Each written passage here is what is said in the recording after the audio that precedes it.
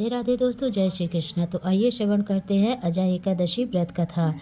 अर्जुन ने कहा, हे पुंडरीकाक्ष, मैंने श्रावण शुक्ल एकादशी अर्थात पुत्रदा एकादशी का सविस्तार वर्णन सुना। अब आप कृपा करके मुझे भाद्रपद माह के कृष्ण पक्ष की एकादशी के विषय में भी बतलाइए। इस एकादशी का क्या नाम है तथा इसके व्रत का क्या विधान है?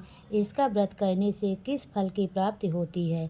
श्री कृष्ण ने कहा, हे कुंती पुत्र, भाद्रपद माह के कृष्ण पक्ष की एकादशी को अजय एकादशी कहते हैं। इसका व्रत करने से सभी पाप नष्ट हो जाते हैं। इस लोक और परलोक में मदद करने वाले इस एकादशी व्रत के समान संसार में दूसरा कोई व्रत नहीं है। ध्यान पूर्वक इस एकादशी का महात्म्य श्रवण करो।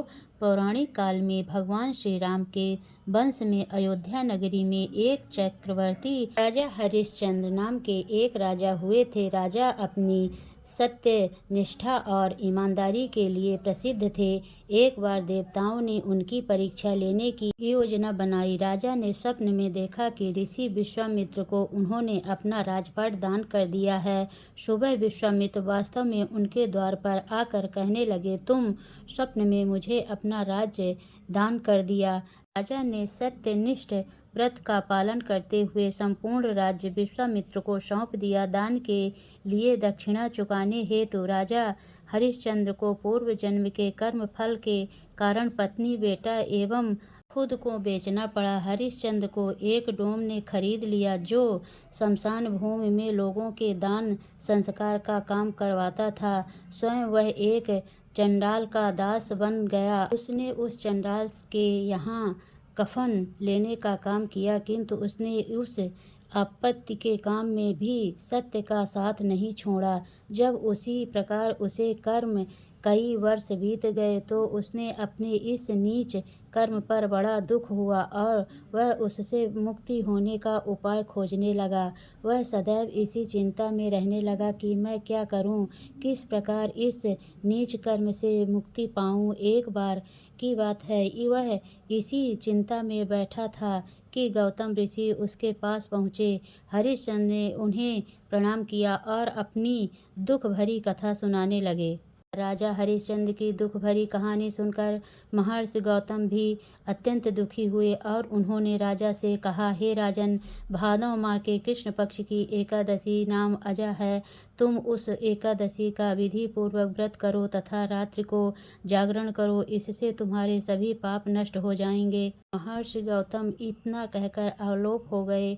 अजा नाम की एकादशी आने पर राजा हरिश्चंद्र ने महर्षि के कहने अनुसार विधि पूर्वक उपवास तथा रात्रि जागरण किया। इस व्रत के प्रभाव से राजा के सभी पाप नष्ट हो गए। उस समय स्वर्ग में नगाड़े बजने लगे तथा पुष्पों की वर्षा होने लगी। उन्होंने अपने सामने ब्रह्मा, विष्णु, महेश तथा देव इंद्र आदि देवताओं को खड़ा पाया। उन्होंने अपने मृतक पुत्र को जीवित तथा अपनी पत्नी को राजसी वस्त्र तथा आभूषणों से परिपूर्ण देखा।